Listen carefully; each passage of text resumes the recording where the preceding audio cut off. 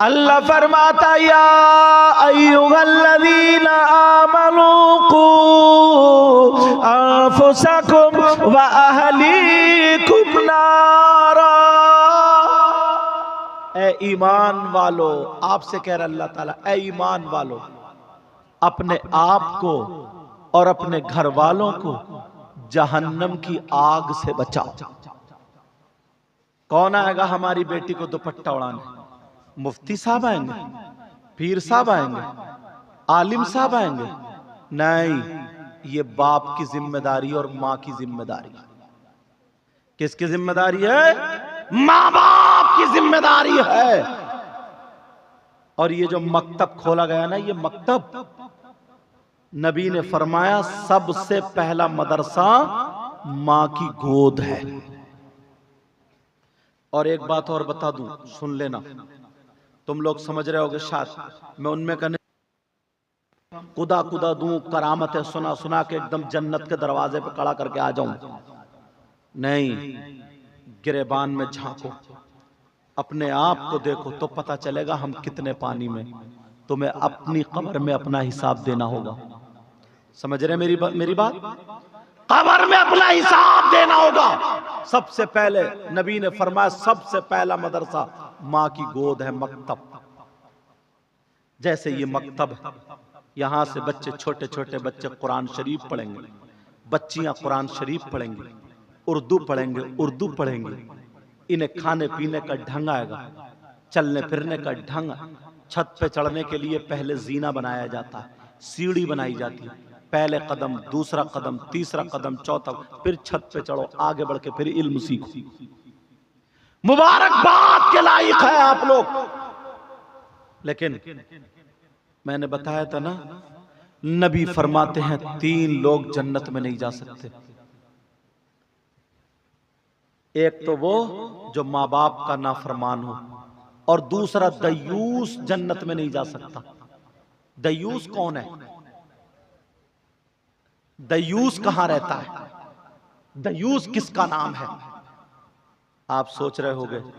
अब वो माँ बाप सुन लें जिनकी बेटियां बेपर्दा घूमती, वो माँ और बाप सुन लें जिनकी बेटियां ब्याह शादियों में ऐसे ही आवारा घूमती, जिनकी बेटियां मोबाइलों पे दूसरे लड़कों से चैटिंग और मोबाइल पे बात करती।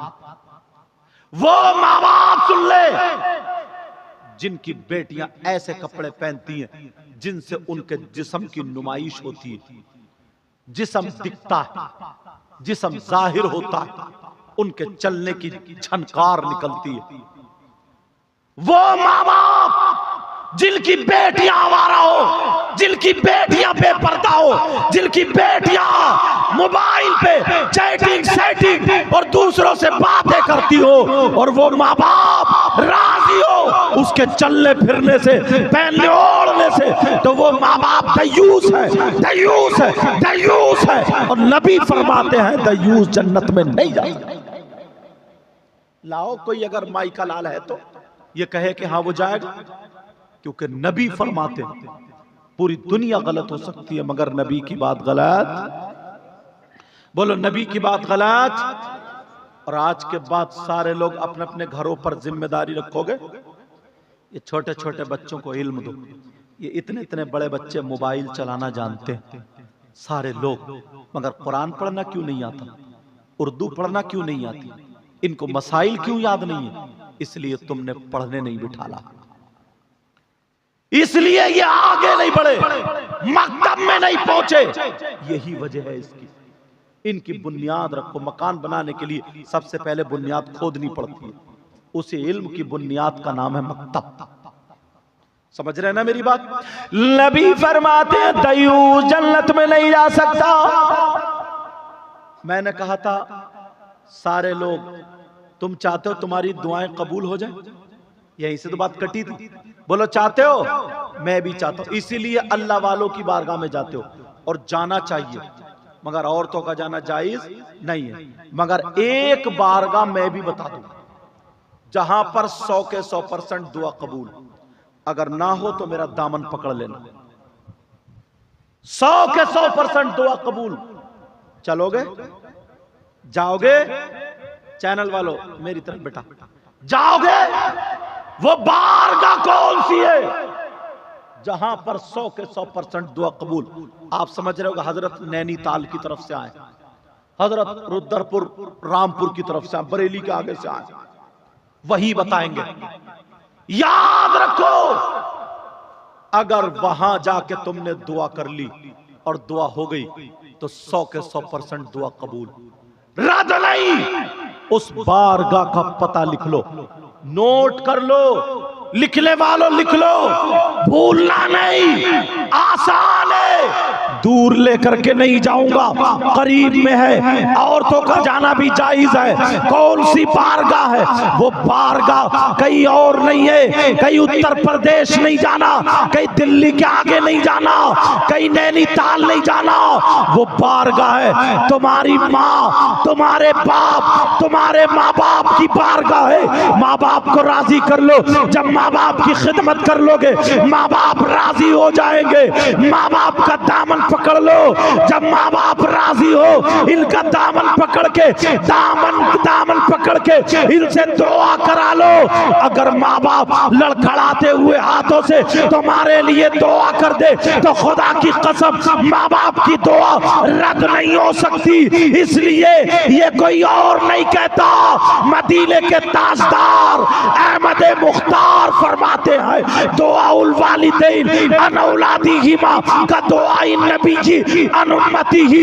नबी फरमाते हैं माँ बाप की दुआ औलाद के हक में ऐसी होती है जैसे मुझ मोहम्मद की दुआ मेरी उम्मत के हक में हुआ करती।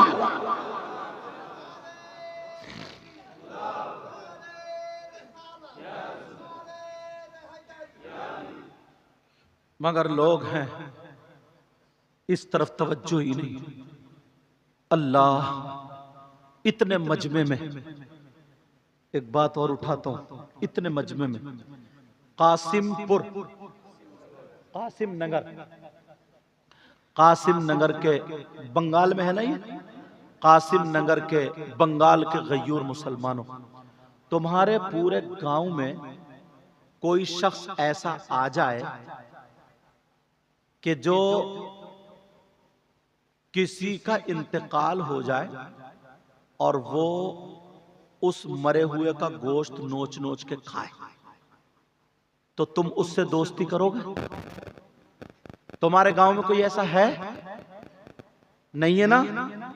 किसी का बकरा मर जाए, मरे हुए बकरे को खाता है, मरे हुए मुर्गे को, मरे हुए गाय को नहीं खाता ना? अच्छा, और अगर किसी के सगे भाई का इंतकाल हो जाए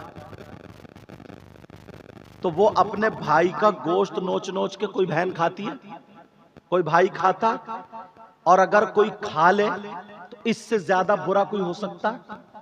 इससे ज्यादा खराब, जलील, नकारा, बुरे से बुरे से बुरे से बुरा, सबसे बुरा यही है।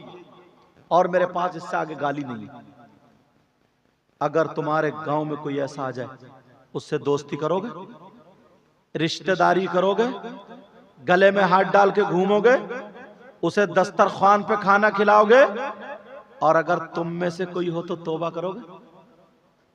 बोलो, तुम में से यहां इतने लोग हैं तो इनमें से कम 50 लोग ऐसे हैं।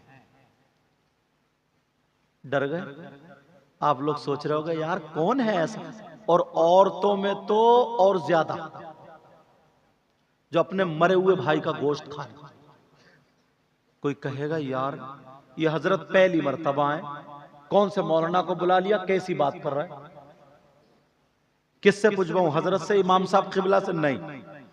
कोई ये भी कह सकता मैं इनकी नहीं मानता, सदर साहब से, आप सदर हो ना, आज जो भी हो, मतलब कैशियर अभी लिखने वाले के तौर कातिब, इनसे कहा नहीं, और भाइयों से नहीं, किसी मुफ्ती साहब से, उनकी बात भी गलत हो सकती है। फिर किससे पूछूं? ऐसी जात, ऐसी चीज से पूछूंगा कि कोई माइका लाल कह ही नहीं सकता कि ये गलत है। कौन है वो? बताऊं? नाम लेके बताऊं? ऐसे ही डर गए। मुझे तो तुम्हारे इनके मुजफ्फर अली का नाम याद और किसी का नाम याद नहीं, क्योंकि ये मेरे साथ कार में आए और डबल चाय पिलाई इन्होंने मुझे। अल्लाह बरकत अता फरमाए। चाय भी शानदार, और कितने प्यार से बोले हजरत यहाँ का समोसा बहुत शानदार होता है, समोसा खाएंगे। मैंने चेहरा देखा, मैंने कहा ये खिलाना चाह रहा है, मैंने कहा ठीक है मंगा लो। तो 3 समोसे हम 3 लोगों के लिए और 15 समोसे अपने घर के लिए पैक करा के लाएंगे। पूछो, अब मुझे लगता है रात भर ये बैठ के खाएंगे। चलो, तो कौन है वो? किससे पूछोगे? कुरान से पूछो, अल्लाह के कलाम से पूछो। क्या कुरान गलत हो सकता है? कुरान का हर हर लफ्ज सच्चा, कुरान का हर हर हर्फ सच्चा, एक एक नुक्ता सच्चा। और अगर कुरान को कोई गलत माने तो मुसलमान हो सकता है, कुरान को कोई झूठा माने तो मुसलमान हो सकता है, कुरान के किसी हर्फ को झुटलाए तो मुसलमान हो सकता है। कितनी बड़ी दाढ़ी हो, कितनी बड़ी पगड़ी हो, कितनी नमाजें पढ़ता हो, कुरान को गलत माने तो मुसलमान हो सकता है। अब मैं कुरान से दलील दूंगा, कुरान की आयत पढ़ूंगा सबके सामने। मोबाइल में तर्जमा देख लियो, गलत हो तो सबके सामने तौबा, क्योंकि जो बात कह के जाऊंगा पक्की। कौन है वो जो अपने मरे हुए भाई का गोश्त खाता है? मर्दों में 50%, औरतों में 60 बल्कि 70%। औरतें कहती हैं छी छी छी, बाज बाज तो गोश्त खाती भी नहीं है, और मरे हुए भाई का गोश्त। लेकिन कुरान की आयत पढ़ूंगा, बिस्मिल्लाहिर्रहमानिर्रहीम, वला यग़्तब बादुकुम बादा अयुहिब्बु अहदुकुम अयअकुला लहमा अखीहि मैतन फकरिहतुमूह। पूछो आयत है कि नहीं? ये लोग सब पढ़े, पूछो। और तुम भी इतना तो जानते ही हो, अब इसका तर्जमा कर रहा हूं बड़ा आसान करके। कौन है जो अपने मरे हुए भाई का गोश्त खाता? तुमने मुझसे वादा किया तौबा करेंगे, आज जरा देखो कौन है वो है जो एक दूसरे की गीबत करता है, जो चुगली करता है, पीठ पीछे बुराई करता है। अब देखो कितने मुसलमानों में पीठ पीछे बुराई करने वाले, क्या इस गांव में कोई नहीं है? गीबत करने वाला कोई नहीं है, चुगली करने वाला कोई नहीं है। कितनी औरतें चुगली करती है, कितने आदमी गीबत करते हैं, पीठ पीछे बुराई करते हैं। चायों की दुकान पे, होटलों पर या कहीं और खड़े होकर तेरी मेरी गीबत, बुराई, पीठ पीछे चुगली, बुराई करने वालों, चुगली करने वालों, अल्लाह फरमाता है गीबत करने वाला, चुगली करने वाला, पीठ पीछे बुराई करने वाला ऐसा है जैसे मरे हुए भाई का गोश्त खाने वाला हो। पूछो इनसे, तुमने कहा था तौबा करेंगे, आज के बाद गीबत करोगे किसी की? बोलो हो? चुगली करोगे, पीठ पीछे बुराई करोगे? नहीं करोगे तो हाथ उठाओ सब लोग और तौबा करो। हाथ उठाओ सब लोग, बोलो या अल्लाह हम अपने गुनाहों से तौबा करते हैं, आज के बाद किसी की गीबत नहीं करेंगे, चुगली नहीं करेंगे, पीठ पीछे बुराई नहीं करेंगे। रख लो, ये हुई हमारी तौबा। ये क्या हुई बोलो? मगर तौबा पक्की करियो, ऐसा ही नहीं है कि अभी यहां तौबा कर ली और सुबह से फिर शुरू। ऐसे हैं कुछ लोग, सुबह से फिर शुरू। गीबत मत करना, चुगली मत करना, पीठ। सहाबा के दरमियान नबी ने फरमाया कुछ लोग हश्र में 2 चेहरे वाले होंगे। हमारा चेहरा आगे को है ना, आपका भी, लेकिन हश्र में कुछ लोग ऐसे होंगे जिनका आगे को भी चेहरा होगा और इधर पीछे को भी चेहरा होगा। लंबे लंबे लोग डर जाएंगे, ये कौन है? नबी ने फरमाया ये मेरे वो उम्मती हैं जो इधर की इधर और इधर की इधर कर दिया करते थे। समझ रहे मेरी बात? इधर की इधर और इधर की इधर लगा दिया करते थे। आज के बाद किसी की गीबत तो नहीं करोगे, चुगली तो नहीं करोगे, बोलो हाँ ना बोलो, पीठ पीछे बुराई तो नहीं करोगे। और सुनो, कुछ लोग जहन्नम में ऐसे होंगे, कैसे? जिनकी, मेरी बहनें बैठी हैं मगर कुछ बातें बतानी पड़ती, जिनकी शर्मगाह सड़ रही होगी, आदमी औरतें शर्मगाह सड़ रही होगी, उनकी शर्मगाह में खून, पीप, मैल, कचलव, और उनके पेट मटके की तरह फूले हुए, और उन्हें पेशाब लगेगा मगर पेशाब नहीं उतरेगा, पेशाब नहीं उतरेगा। अब नबी फरमाते वो चीख रहे होंगे, चिल्ला रहे होंगे, और कुछ लोग ऐसे होंगे जिनके नाखून अल्लाह ताला तांबे के कर देगा।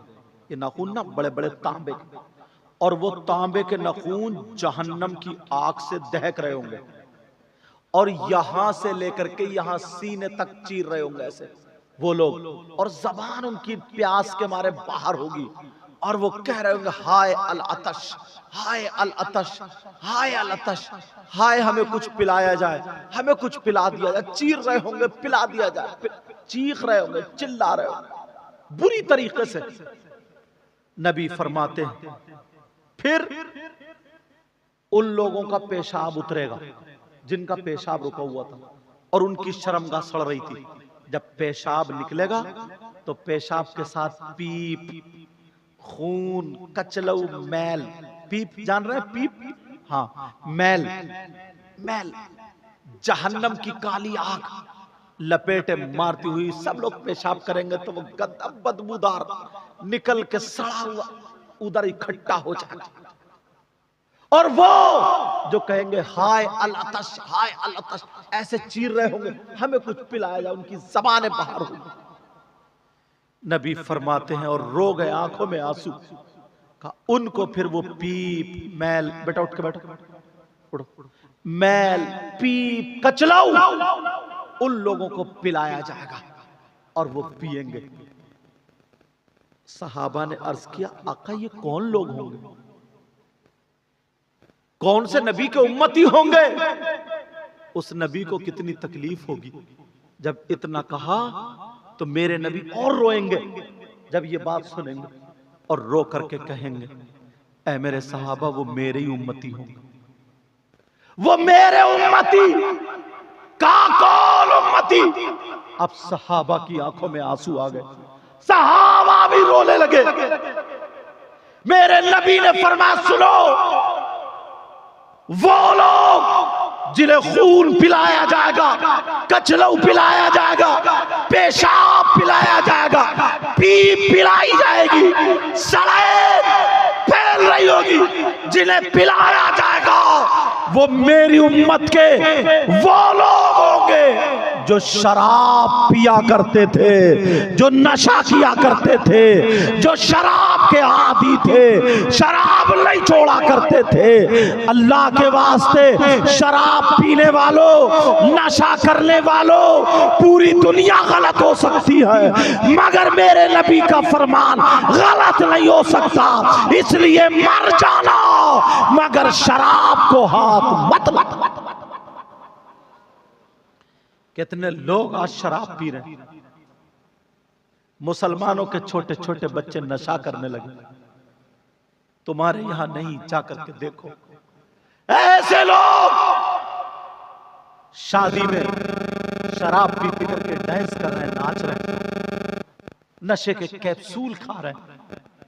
अस्तगफिरुल्लाह, अस्तगफिरुल्लाह, या अल्लाह मेरी तौबा, हम सबको नशे जैसी बुरी चीज से बचा दे। और सुनो, ये दो चीजें हो गई, तीसरी एक चीज और बता रहा हूं। असल में कुछ मसले ऐसे होते हैं ना जिन्हें अगर बयान करने दिल भी नहीं चाहता, क्योंकि भाई भी बैठे हैं, बहन भी बैठी है, मगर बात ऐसी होती है कि पहुंचाना जरूरी होता, पहुंचाना जरूरी। मुझे बताओ, वो सगा बेटा कितना बड़ा नालायक होगा, कितना बड़ा गंदा, कितना बड़ा गंदा गंदा गंदा होगा। कौन? जो अपनी सगी मां पर गलत नजर डाले। मेरा इशारा समझ गए? मेरी बात समझ गए आप लोग? जो अपनी मां के साथ, सगी मां के साथ गलत हरकत करे, वो बेटा कितना बड़ा जलील, कितना बड़ा नीच, कितना बड़ा जालिम और बुरा हो। इससे कोई बुरा हो सकता? तुमने देखा आज तक कोई ऐसा? मर जाएगा। मगर जिस मां ने पैदा किया, जिस मां ने 9 महीने पेट में रखा, जिस मां ने अपना दूध पिलाया और उसके साथ गलत हरकत करे, आज मुसलमानों में 5% हो गए। इजाजत हो तो बताऊं? कोई भी बात अपनी तरफ से नहीं कहूंगा, या तो हदीस या कुरान की आयत। मेरी जो तकरीर होती है ना, ये नहीं चाहता हूं कि हर 2 मिनट पे नारे लगा दूं, इन्हें भी खुश करूं, इन्हें भी खुश करूं, इन्हें भी खुश करूं। नहीं, अल्लाह और रसूल को खुश करने के लिए, राजी करने के लिए तकरीर करता हूं, ताकि हमारी कौम के अगर 2 बच्चे भी सुधर गए, मेरा नजराना वसूल होगा। कब तक मैं तुम्हें खुश करता रहूंगा, इन लोगों को खुश करता रहूंगा। इसी हंसी मजाक टिट्टे में, चुटकुलेबाजी में जल से होते हैं, इतना चंदा होता, सब कुछ होता, और कोई मकसद नहीं निकलता, कोई हल नहीं निकलता, पब्लिक को कुछ मिलता नहीं, हुआ करके चले जाते हैं। एक एक पैसे का हिसाब व किताब होना। कौन है वो जो अपनी मां के साथ गलत हरकत करने जैसा? अल्लाह, एक एक मौजू पे कई कई घंटे बोल सकता हूं, मगर आखिरी दर्जे की हदीस सुनाता हूं। कितना बड़ा जालिम होगा। तुमने नाम सुना होगा सूद और ब्याज का। यहां सूद बोलते हैं ना हजरत, सूद जानते हैं, और ब्याज भी दोनों समझते हैं ना? ठीक है। सूद और ब्याज का कारोबार कितने लोग कर रहे हैं आज। पैसे दे दिए, किसी के बच्ची की शादी है, पैसे वाला 10,000 दे दिए, फसल में 12 लिए, 50 दे दिए, 60 लिए, 1 लाख दिए, 1,20,000 ये 10 लिए। सूद का कारोबार करने वालों, रुपया खाने वालों, पैसा करने वालों, सुनो, मेरे नबी फरमाते, सूद और ब्याज इस कोने से लेकर के इस तक कम से कम 100 फूल होंगे एक अंदाजे में, ठीक? वो ये पूरे 100 फूल। नबी फरमाते, सूद और ब्याज का जो गुनाह है, उस गुनाह के 70 हिस्से हैं। कितने? और एक हदीस में 73 का जिक्र भी आया, लेकिन 70 वाली बता दूं, 70 हिस्से। इतना बड़ा, इतना बड़ा, इतना बड़ा, इतना बड़ा, इतना बड़ा, इतना बड़ा, इतना बड़ा, उतना बड़ा, सबसे छोटा वाला उधर, फिर बड़ा, फिर बड़ा, फिर बड़ा, फिर बड़ा, फिर बड़ा, फिर और सबसे बड़ा। 70 हिस्से सूद और ब्याज का जो गुनाह है, उस गुनाह के पाप के 70 हिस्से हैं। सबसे बड़ा वाला, छोटा वाला, सारे के सारे गुनाह उसी सूद के हैं। आमना के लाल फरमाते हैं, नबी फरमाते हैं, इन 70 हिस्सों में सबसे छोटे वाले हिस्से का गुनाह और पाप ऐसा है जैसे सगे बेटे का मां के साथ जिना करना। सगे बेटे का मां के साथ जिना करना, माज़अल्लाह। जब छोटे वाले का गुनाह ऐसा, तो फिर और बड़े वालों का कितना होगा। आज लोग बड़े अड़ल्ले तड़ल्ले से खा लेते हैं, पी लेते हैं, सो लेते हैं। एक मजार शरीफ पर जब मैं गया हाजिरी देने के लिए, अल्लाह माफ फरमाए, तकरीर थी मेरी, पहना बैठा था एक मुजाबिर, सुन लियो जरा तवज्जो से, और वो कई अंगूठी पहने हुए। एक अंगूठी 4.5 माशा की, एक ही नक्की चांदी की पहनना जायज, वो कई अंगूठी पहना हुआ। और सुल्फा होता ना, सुल्फा, सुल्फा समझ रहे? चरस, गांजा, नशे की चीज, वो चिलम में रख के और ऐसे पी रहा था, खूब पी पी कर मर्द हक अली, धुआं मार और कह हक अली। तोबा तोबा, अस्तगफिरुल्लाह, हजारों मर्तबा अस्तगफिरुल्लाह। मौलाए कायनात हजरत अली का नाम किससे जोड़ रहा? मेरे अली के शहजादे। सिर्फ यजीद ने इतना तो ही कहा था कि मेरे हाथ में हाथ दे दें, बैत कर लें, सब कुछ बच जाएगा, आराम से रहो। मगर हुसैन पाक ने हाथ में हाथ नहीं दिया। क्यों? यजीदी शराबी था, यजीदी बेनमाजी था, यजीद शरीयत मुस्तफा से हटा हुआ था, हलाल हराम में तमीज नहीं करता था। हुसैन ने अपने बच्चे देना गवारा कर लिया, हाथ नहीं दिया। जवानों को देना गवारा कर लिया, हाथ नहीं दिया। अब्बास के बाजू कट गए, हाथ नहीं दिया। खुद शहीद हो गए, हाथ नहीं दिया। दुनिया वालों को बता दिया, दिखा दिया, हुसैन अपने नाना के दीन पर इतना कायम है, जान दे सकता है मगर शरीयत के खिलाफ कदम नहीं उठा सकता। और ये कैसा नालायक इंसान। औरतें पांव दबा रही हैं, औरतें बैठी है, मेला लगा पड़ा है, और ये धुआं मारो के हक अली हक, तन बदन में मेरे आग लग गई। इसे हजरत अली से कोई वास्ता नहीं। हम इमाम मूसा काजिम की औलाद में से, समझ रहे? इमाम मूसा काजिम, उनके बाप इमाम जाफर सादिक है, उनके बाप इमाम मोहम्मद बाकिर है, उनके बाप इमाम ज़ैनुल आबिदीन, उनके बाप इमाम हुसैन है। समझ रहे मेरी बात? अब सुनो, दूसरा सिपारा सूरह बकर, आयत है वयसअलूनका अनिल खम्रि वल मैसिर कुल फीहिमा इस्मुन कबीर। कुरान में जाकर के देख लेना, उठा के देख ले घर में जाकर। जिसका बाप जिंदा वो हरामी कैसे? कुरान में देखो, हजरत अली की शान तो देखो यार। इस आयत के तहत शान नुजूल में हजरत अली का एक वाकया लिखा है, बता दूं हजरत अली का वाकया। हजरत अली फरमा, दूसरे सिपारे में शान नुजूल में देख लेना ये वाकया, गलत निकले तो मुझे पकड़ लेना, बुला लेना।